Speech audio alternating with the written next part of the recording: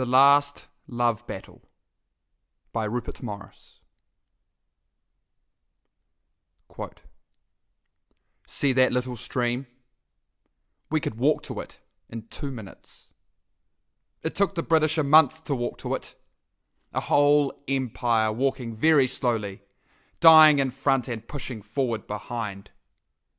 And another empire walked very slowly backward, a few inches a day, leaving the dead like a million bloody rugs. No Europeans will ever do that again in this generation." "Why, they've only just quit over in Turkey," said Abe, "and in Morocco." "That's different. This Western Front business couldn't be done again, not for a long time. The young men think they could do it, but they couldn't. They could fight the first Marne again, but not this. This took religion and years of plenty and tremendous sureties and the exact relation that existed between the classes. The Russians and Italians weren't any good on this front. You had to have a whole-souled, sentimental equipment going back further than you could remember. You had to remember Christmas, and postcards of the Crown Prince and his fiancée, and little cafes in Valence, and beer gardens in Unter den Linden, and weddings at the Marie, and going to the Derby, and your grandfather's whiskers. General Grant invented this kind of battle at Petersburg in '65. No, he didn't. He just invented mass butchery.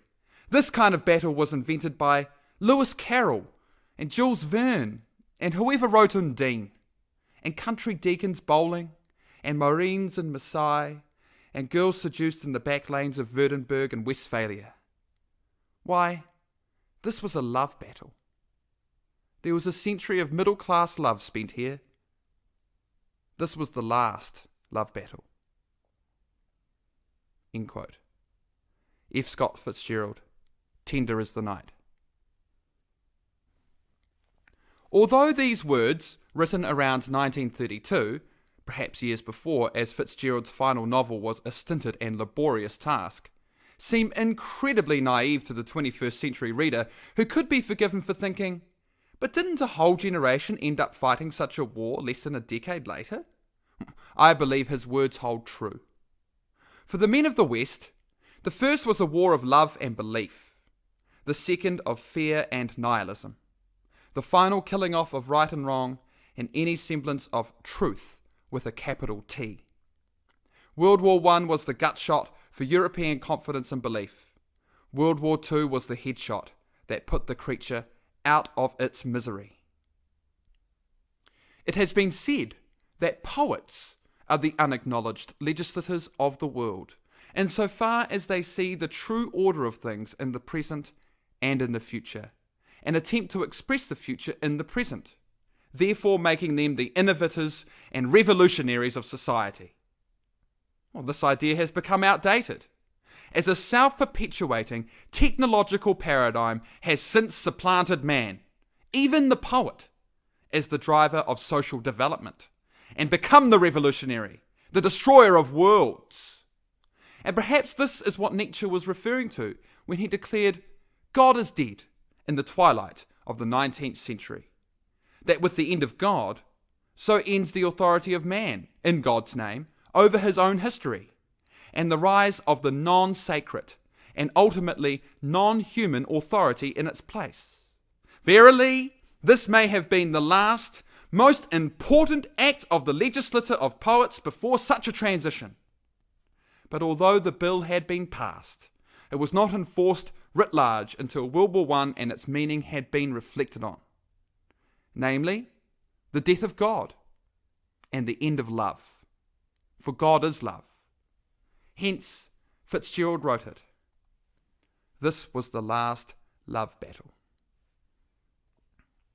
We had made God sick long before, as the Enlightenment had come on and the critique of old traditional forms of life had become the vocation of the intelligentsia, and the ransacking of the church the purview of the ruling. This is a well-known story, the end of the naivety of pre-Enlightenment religious Europe, and the rise of rational, scientific Europe. For what could be more rational than the disposal of centuries of chivalric forms of warfare in favour of total war, population on population, and mechanised mass slaughter with little room for quarter.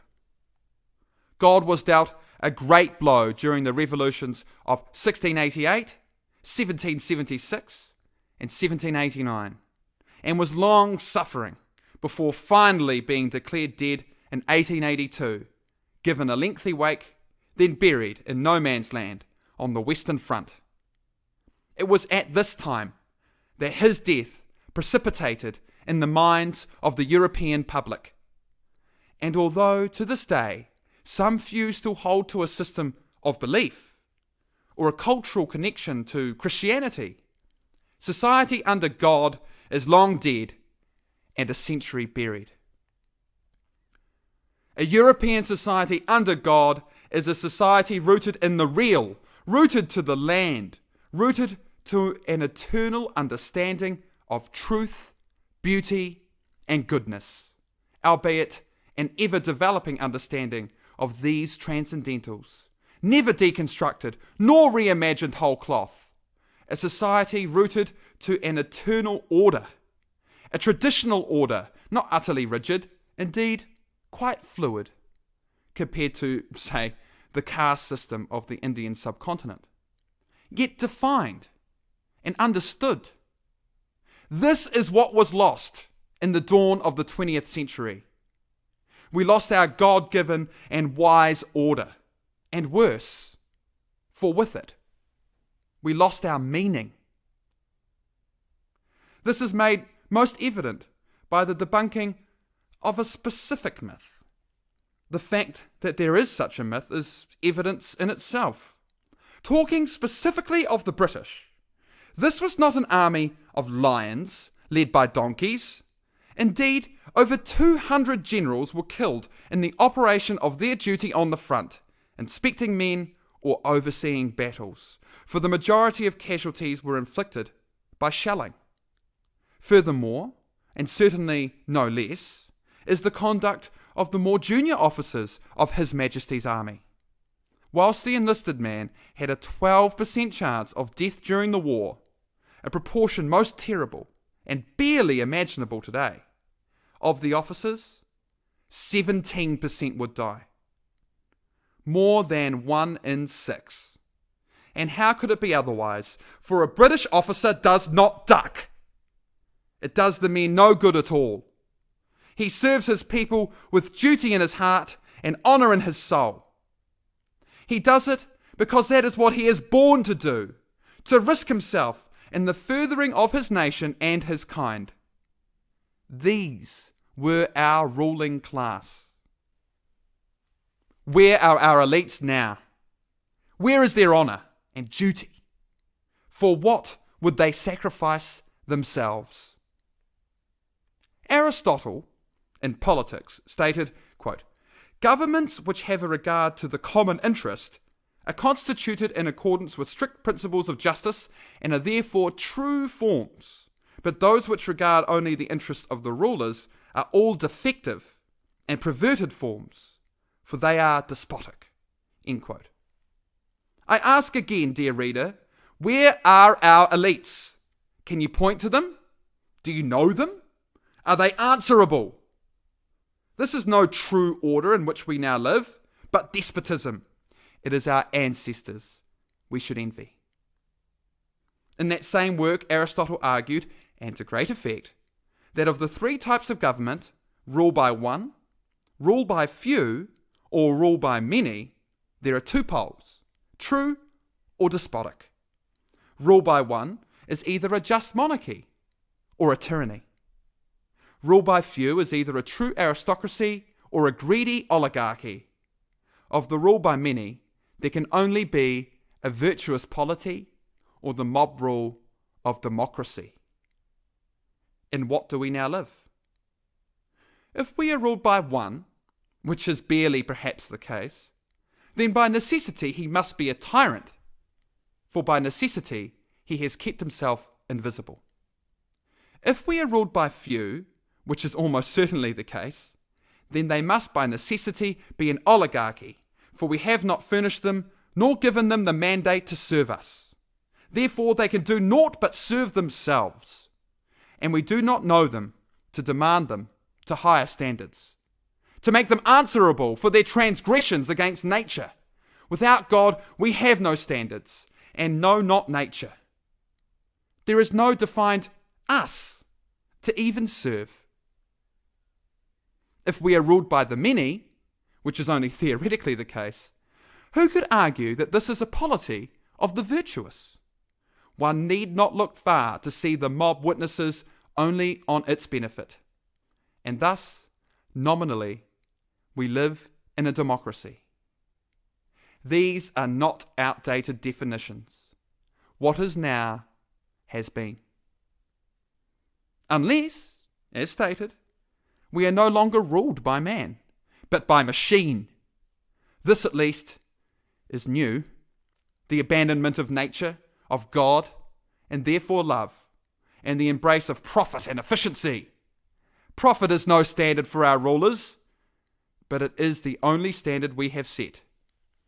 And it was this war, this terrible war, where we spent the last of our love and buried the truth, that ushered in the age of machine, of profit. Who can deny it? Yet who can face it? The terrible knowledge that the last of them, those who lived but for a short time in a just order and performed feats worth celebrating, are now shuffling from this mortal coil, and their children, who have worn out celebrating the accomplishments of their fathers, who believe in nothing enough to perform such feats of their own, are the ones to take their place in the assembly of elders, Latin senatus. Are these not the weak men who will bring about the hard times? The hard times that will create strong men?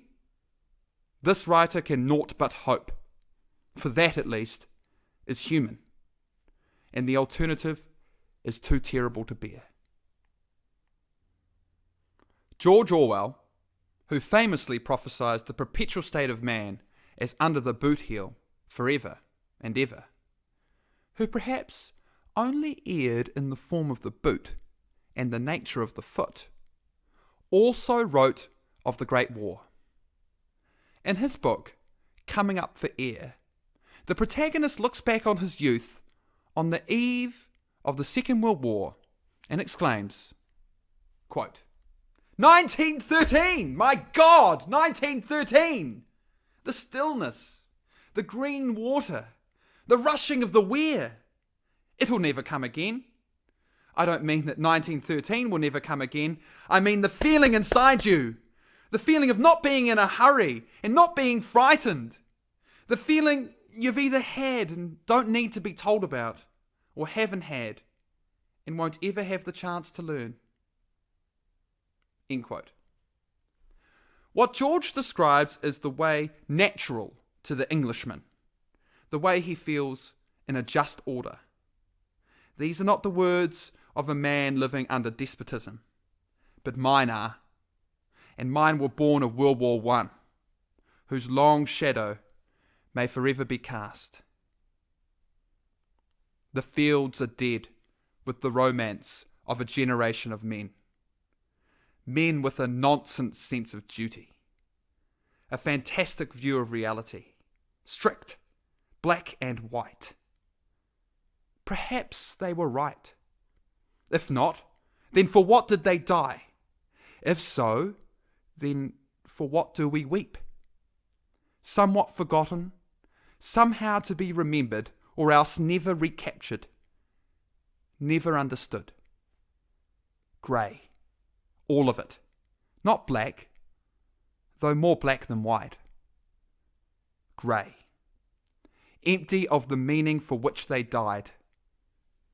Loveless, lifeless, only a shadow, grey, for which they cried. A wisp of smoke flutters into being, up from a crater on the battlefield. Grey, over the wisp they mourn. It means something. Then it's gone. And what it meant goes with it.